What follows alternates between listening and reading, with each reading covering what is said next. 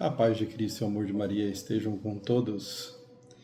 Hoje eu gostaria de continuar a explicar, né, e falar a continuidade do Evangelho de ontem, né? Porque a história de hoje, né, que não é uma história do ponto de vista fictício, né? É algo que aconteceu, é algo que foi testemunhado, realmente aconteceu, né? Foi testemunhado. E vocês vão ver hoje, no Evangelho de hoje, nessa continuação, né, que eu coloquei aqui como um roteiro, a paz, a carne e a missão, né? E aí eu gostaria de começar fazendo algum questionamento, né? O que você espera de Deus? E como você, como eu, como nós reagimos quando Ele, Deus, não age como esperamos? Como que você reage? Pense nisso depois. Outra pergunta muito importante para você católico. Você reconhece a presença de Cristo na Eucaristia? Você é capaz de reconhecer a presença de Cristo no irmão, no próximo? Acho que é muito importante pensar sobre isso e refletir. E continuando, né, o caminho de Emaús, hoje a continuação ela se dá de Emaús ao cenáculo, que é onde nós vamos chegar em breve, né, com esses evangelhos.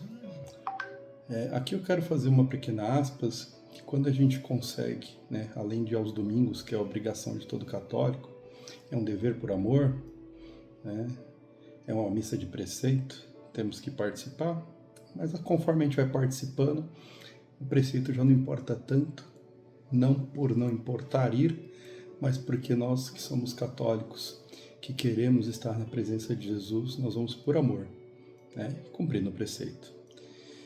Essa continuação, os dois discípulos, né, contaram tudo o que tinha acontecido. Né?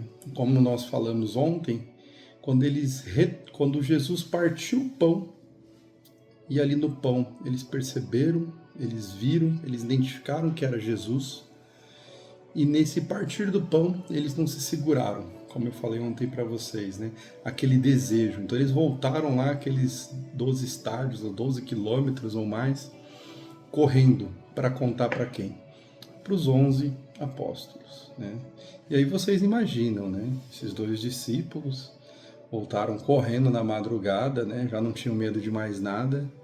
Chegaram lá e começaram o quê? A contar. E aí vocês vão ver que no Evangelho, logo no começo, né? Que está ali em Lucas, no 24, a gente vai começar aqui do versículo 36, fala logo no início assim: falavam ainda quando ele próprio se apresentou no meio deles e disse: a paz esteja convosco. Que foi a primeira coisa que eu falei para vocês aqui. Eu gosto muito de cumprimentar, né, meus irmãos católicos e outros irmãos também, com a paz de Cristo e o amor de Maria. Acho que isso abre portas. Para muitos católicos, às vezes um pouco tímidos, talvez eles entendam que isso possa fechar alguma porta. Mas pense vocês, se a paz de Cristo fechar uma porta, é porque não é para você atravessar ela. Então já começa a pensar aqui o quanto essa paz de Cristo tem aberto portas na vida para vocês, né? E se vocês não utilizam, que comecem a utilizar a paz de Cristo. E o amor de Maria, porque a nossa mãe, aqui uma imagem de Maria tem próximo de mim, né, para a gente não esquecer que ela é a mãe de Deus, a mãe de nosso Salvador. Ela, em Bodas de Caná, ela foi aquela que pediu a Jesus para que resolvesse toda uma situação.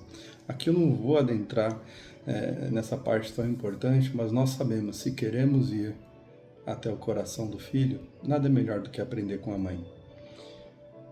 Então os dois discípulos contaram tudo o que tinha acontecido no caminho e como tinham reconhecido Jesus ao partir do pão. O que começou ali como uma fuga, lembra que eu falei para vocês que eles estavam fugindo da Jerusalém, que podemos pensar aqui a Jerusalém Celeste? Agora eles estão o quê? Retornando, porque eles encontraram o Cristo. Agora eles estão retornando à comunidade reunida. Eles não guardaram para si o encontro eucarístico com o resultado. Eles voltaram e foram o quê? Testemunhar. A partir do momento que você tem um encontro verdadeiro com Cristo, você não quer guardar para si. Às vezes a gente não sabe como colocar, como explicar, né? E eu não sei se foi Santo Agostinho, mas se não foi ele, me perdoem. Mas há um santo que diz, né, que temos que pregar o Evangelho, se necessário, use palavras. Realmente eu não me recordo agora, mas acredito que tenha sido Santo Agostinho ou Santo Antônio, não sei. Mas o importante é isso. Preguem o Evangelho. Se necessário, use palavras. Mas podemos pregar com a vida, né, com nossas atitudes, dentro e fora da igreja. E nesse contexto, esse testemunho de partilha e alegria, que Jesus entra no meio deles, que foi o começo aqui que eu falei para vocês. Só que agora vocês imaginam, vamos parar um pouquinho aqui e pensar. Esses dois discípulos, um Cleopas, o outro, eu fiz uma comparação que poderia ser Lucas, mas não do ponto de vista concreto, mas do ponto de vista de alguns estudiosos, né, que ali colocam por causa daqueles detalhes que eu expliquei ontem. Mas independente de quem é o segundo, imagina esses dois discípulos, né, que não eram apóstolos, né, chegaram para contar. Como que você acha que Pedro e os demais o receberam, né? Será que eles pensaram em algum momento, poxa, por que Jesus apareceu para eles primeiro e não para mim? Por que Jesus apareceu lá para as mulheres primeiro e não para nós, os seus 11 discípulos, né? Então deveria estar ali um burburinho, né? Imagine vocês como que estava ali aquela reunião quando aqueles dois começaram a contar e confirmar tudo aquilo que estavam ali nas Escrituras. Mas Jesus é maravilhoso, né? Como Jesus ele chega e coloca ordem em tudo, coloca ordem na casa, coloca ordem na vida. Ele chegou e ele falou: a paz estejam convosco. Todos, de espanto e temor, imaginavam ver um espírito, mas ele disse: por que estáis perturbado e por que surgem tais dúvidas em vossos corações? Vede minhas mãos, as chagas, e meus pés, as chagas, sou eu. Apalpai-me e entendei que um espírito não tem carne nem osso, como estáis vendo, eu tenho. Então Jesus ele não chega e questiona, olha, por que você fugiu, apóstolo? Por que vocês me deixaram na cruz? Por que só João ficou, Maria? O que aconteceu que vocês todos me deixaram? Jesus ele não chega com julgamentos. Jesus ele chega e apacenta suas ovelhas. Ele chega e abraça e dá aquilo que precisamos. Nesse momento os apóstolos precisavam saber que era realmente Jesus. Eles já tinham ouvido das mulheres, eles já tinham ouvido desses dois discípulos, mas eles precisavam, muitos deles ali queriam tocar, né? Ver para crer, né? Tem que ver para quê? E eles queriam tocar, e eles queriam ver. E Jesus mostra para eles. Mas para você ver como que é o ser humano, ele é frágil, né? Após Jesus tocar, né? Como está vendo, dizendo isso, mostrou-lhe as mãos e os pés. E como, por causa da alegria, não podiam acreditar ainda, permaneciam surpresos. Disse-lhes, Jesus disse para eles: tendes o que comer? Apresentaram-lhe um pedaço de peixe assado, tomou então e comeu diante deles. Você vê como Jesus é maravilhoso, né? Primeiro eles estavam o quê? Aflitos e com medo, porque não acreditavam no que estava vendo, achavam até que é um fantasma. Aí Jesus falou: não sou fantasma, tem carne, tenho ossos, pode tocar aqui, sou eu, sou seu mestre. Não satisfeitos, eles ficaram muito alegres, muito eufóricos. E aí Jesus falou: calma, vamos acalmar os seus corações. Quebrou o gelo, né? Literalmente. Pegou e falou: tem alguma coisa para comer aí? Né? Nossa, você vê como a sabedoria, né, de cada palavra de Jesus, como ele é sábio em tudo que ele coloca. Como ele consegue aí ultrapassar todas as barreiras, né? Jesus, ele mostra ali nesse momento que ele não é uma ideia, não é um espírito flutuante. Ele mostra as chagas, os sinais do amor fiel, e ainda diante deles, como que dizendo: eu estou vivo, passei por tudo, foi por vocês, meus queridos, né? E Jesus ainda pede comida, um alimento que é um símbolo eucarístico, né? Missionário, confirma que ele morrera na cruz e agora vive glorificado. E também para dar essa apacentada nisso. Mas Jesus continua. Lembra que no caminho de Emaús, eu falei para vocês que foi a maior catequese? Jesus novamente, né? Porque Jesus não se cansa de explicar o porquê que ele veio por nós. Ele não se cansa de vir até nós, né? E ele vai lá e dá as últimas instruções, a explicação da palavra. O mundo em chamas e Jesus chega e fala assim: depois disse-lhes: são estas palavras que eu vos falei quando ainda estava convosco. Era preciso... Deixa eu desligar aqui. Era preciso... Meu telefone tocou, desculpa. Era preciso... Cadê aqui que eu perdi? Era preciso que se cumprisse tudo o que está escrito sobre mim na lei de Moisés, nos profetas e nos salmos. Então abriu-lhes a mente para que entendesse as escrituras e disse-lhes: assim está escrito que o Cristo deveria sofrer e ressuscitar dos mortos ao terceiro dia, e que em seu nome fosse proclamado o arrependimento para a remissão dos pecados a todas as nações, a começar por Jerusalém. Vós sois testemunha disso. Eis que eu te enviarei sobre vós o que meu Pai prometeu. Ó, o Pentecostes chegando aí daqui a pouco. Por isso, permanecei na cidade até sido revestidos pela força de alto. Vou dar uma pausa aqui para falar um pouco mais desse ponto, né? Jesus aqui, eu faço questão de grifar aqui essa palavra que é inteligência. Acho que isso é muito importante. Deixa eu achar aqui com esse meu amarelinho. Aonde que tá? Aqui, achei. Para que entendesse. Então, né, abriu-lhes a mente. Em algumas traduções você vai ver que vai falar ali, né? Jesus abriu-lhes a inteligência. Aqui na Jerusalém está abriu-lhes a mente, né? Mente e inteligência. Bate aí na cabeça aí para ver se, né, se a gente pega no tranco. E eles precisavam pegar nesse tranco. Depois de medo, alegria, eles tinham que pegar no tranco. Então Jesus falou, Jesus abriu-lhe a inteligência para entender o quê? As escrituras. Tá? E aí ele falou, né, da lei de Moisés, profetas, toda a escritura. Ele fez uma referência ao Antigo Testamento e tudo aquilo que ele deixou para eles, né? Toda aquela tradição oral que Jesus já tinha passado para eles. Porque, olha, me desculpa, meus irmãos protestantes, né? Até então não tinha nada escrito, né? Então Jesus ali oralmente passou para todos, né, os seus apóstolos ali, os discípulos que estavam ali, né? A gente sabe que pelo menos 2 além dos apóstolos estavam nesse momento. Passou muita coisa para eles e abriu-lhe a inteligência, abriu. Coisa maravilhosa, né? Como a gente pede isso, acho que é o que eu mais peço no sacrário.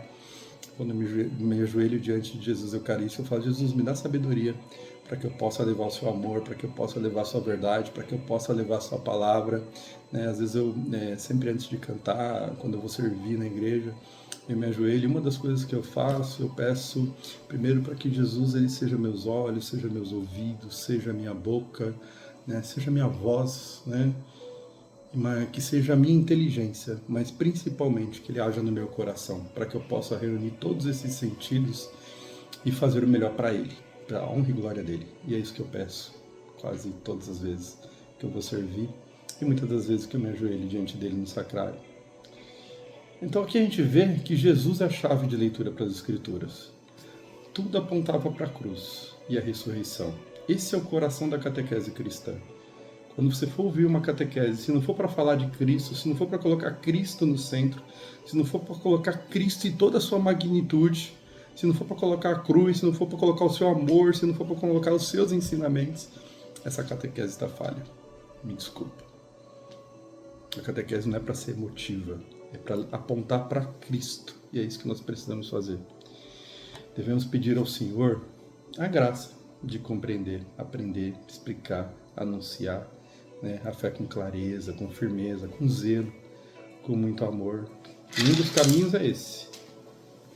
Maria, né, essa imagem que está aqui atrás de mim, ela é um dos caminhos que nos ajuda a meditar essa paixão, a meditar essa vida de Jesus, a meditar a morte e a ressurreição de Cristo.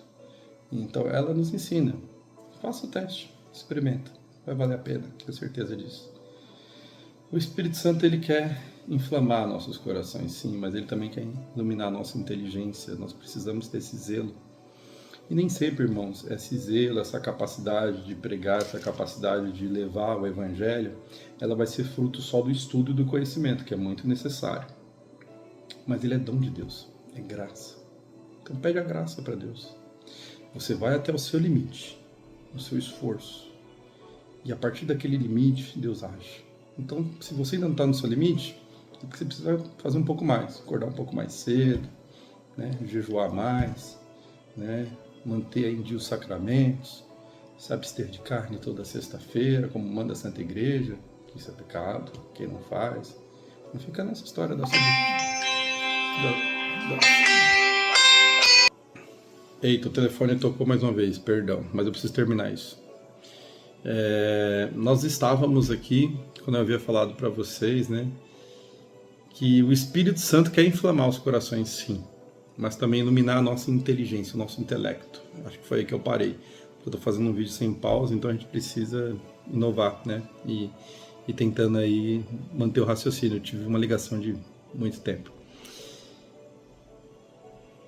Uma fé que ama o que não compreende, mas que deseja aprender para melhor amar e melhor ensinar.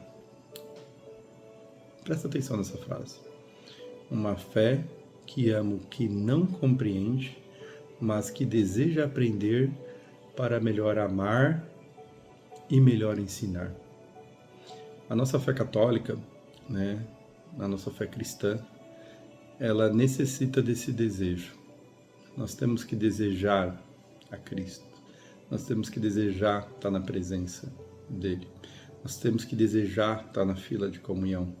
Um desejo que faz com que a gente se mova. Se mova para quê? Para agir corretamente.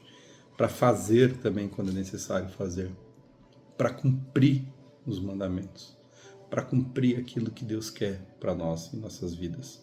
Para cumprir aquele plano de Deus. Aquele lá de Efésios, né? Efésios 1, 4 e 5, onde fala que antes que Deus criasse o mundo, ele já nos havia escolhido, né, diante dele no amor, para sermos santos e irrepreensíveis. Eu gosto muito desse evangelho, da palavra de Efésios, da carta de Paulo a Efésios. Esse trecho, Efésios 1, acho que é 4 e 5, né? Tá aqui, mas eu lembro que é isso. Então ele nos escolheu nele para sermos santos e irrepreensíveis, né? Então nós temos um Pai, e esse Pai olha por nós. Então a gente precisa o quê? Uma fé que ama o que não compreende, mas que deseja aprender melhor para amar melhor e ensinar. E levar o Evangelho, que é o que vamos falar agora, que é essa missão universal, né? Católica universal, né? A gente levar a palavra para todos, né? Então lá no versículo 47, no Evangelho de hoje, fala assim: serão anunciados a conversão e o perdão dos pecados a todas as nações. É muito importante a gente anunciar a palavra, né? O fruto da ressurreição não é apenas um consolo pessoal, é uma missão, é um anúncio, é a evangelização, aquilo que eu havia comentado com vocês, né? Nós somos chamados a levar o evangelho, se necessário, use palavras, né? A cruz e o túmulo geram um novo povo que sai para proclamar que Cristo sofreu, que ressuscitou ao terceiro dia e que há perdão, há recomeço, há misericórdia, né? Nós sabemos que temos que viver bem os sacramentos. E um dos sacramentos, eu acho que mais difíceis aí de ser vivido pelo católico, talvez, é confessar, né? Nós precisamos confessar nossos pecados. Nós precisamos fazer aquele exame de consciência bem feito e levar ao sacerdote, que ali, na figura de Cristo, na figura de Deus, ele tem poder para perdoar nossos pecados, porque Deus perdoa os nossos pecados através dele. Então nós precisamos sim, né, nos ajoelhar aos pés do sacerdote, né, e abrir nosso coração. E não é para ir lá falar do pecado dos outros, é para ir lá para falar do nosso pecado, né? Pedir perdão, querer eleição, né? A gente precisa pedir perdão por nossas falhas, mas tem que ser um perdão verdadeiro. A gente tem que fazer igual Pedro, né? Quando Jesus, né, após ele volta e fala para Pedro: Pedro, tu me amas? Sim, Senhor, tu sabes que eu te amo. Jesus pergunta novamente: Pedro, tu me amas? Sim, Senhor, tu sabes que eu te amo. Pedro, tu me amas? Senhor, tu sabes tudo. Tu sabes que eu te amo. Essa passagem, quando a gente traduz ali a pergunta de Jesus para Pedro, nós vamos ver que nas duas primeiras perguntas, o amor que Jesus pergunta é o amor ágape. E Pedro, ele responde com filia. O ágape é o amor maior, um amor que abarca Deus tudo, né? Aquele amor assim, que a gente se doa por tudo por ele.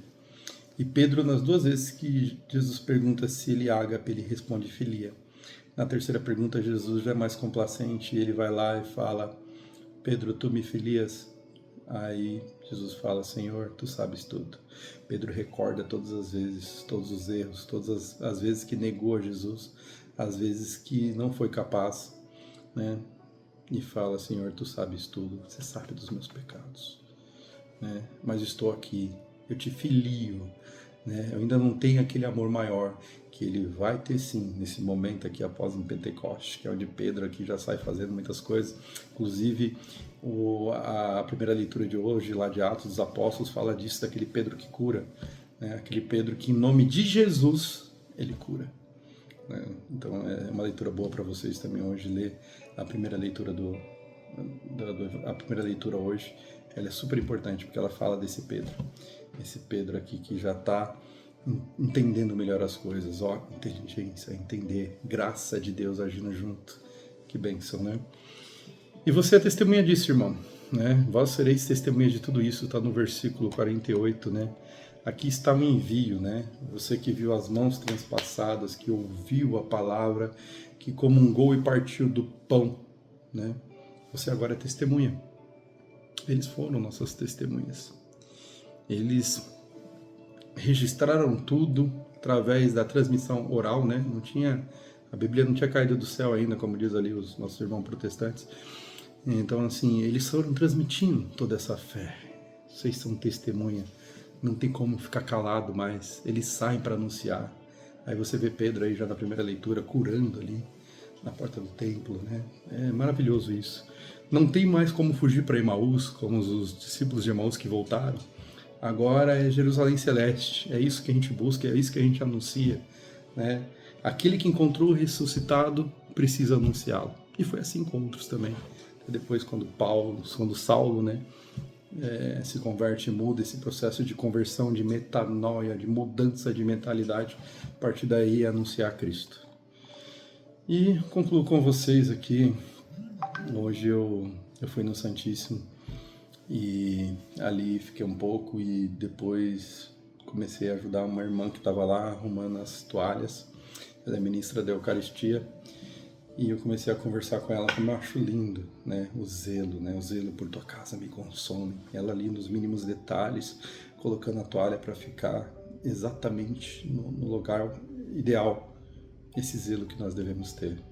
E ela compartilhou algo comigo que eu fiquei muito emocionado, sabe? Eu elogiando essa postura dela, o trabalho, ela compartilhou algo comigo que meu coração saltou, queimou de alegria. Porque ela falava com o amor de Jesus Eucarístico, esse mesmo amor que nós devemos ter sempre. E ela tem muito tempo já de ministra, e ela fala: quantas vezes quando eu levo Jesus, né, quando eu levo Jesus comigo para levar um doente, aquele que não consegue vir até Jesus, mas Deus me deu essa missão de eu levar Jesus, levar a Eucaristia até esse doente.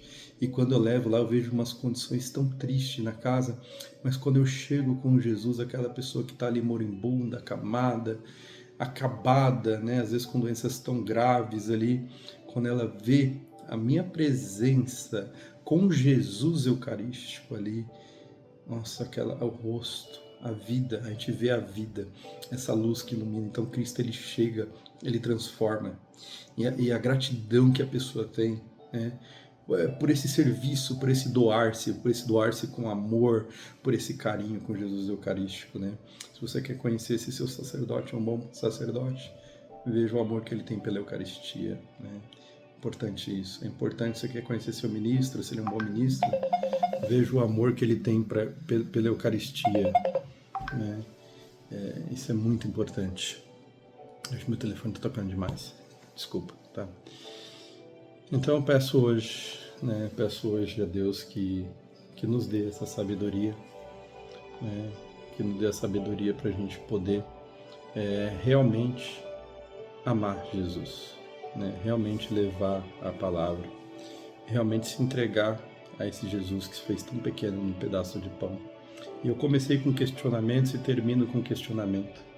Você tem vivido como quem crê na ressurreição? Pergunta isso para você nas suas noites, talvez nas suas noites escuras, nos seus desertos. Pergunta para você mesmo. Faça essa pergunta, né, no seu coração. Sua vida anuncia essa vitória de Cristo ressuscitado? O que você faz anuncia isso? Sua profissão, seu trabalho, a sua casa, né? Com seus filhos, você consegue anunciar Cristo para seus filhos? Dentro da sua própria casa, você vive isso? Você vive esse amor? Você tem deixado a palavra de Cristo iluminar a sua inteligência? Você tem ouvido, né? Nós precisamos escutar, né? Tem uma palavra que é Shema, né? Ouve, ó Israel. O Senhor nosso Deus é o único Senhor. Depois vocês leem lá em Deuteronômio, antes de começar os principais mandamentos, né? Que amarás o Senhor teu Deus de todo o teu coração. Antes disso existe um mandamento muito importante, que é ouve, ó Israel. Nós somos esse povo. Nós somos o Israel. Escuta e deixa a inteligência trabalhar, deixa seu coração queimar, que vocês vão ver que dá certo. É muito bom, né? E a fidelidade? Você tem sido fiel a Cristo? Tem reconhecido Cristo no partir do pão? Na Eucaristia? Que Deus abençoe a cada um de vocês, que vocês possam refletir isso de forma muito sincera, de forma muito piedosa, né? Me perdoe pelos eventuais equívocos, pelas ligações que subiram aí, mas que Deus possa abençoar cada um de vocês. Um grande abraço, fiquem com Deus. Até mais.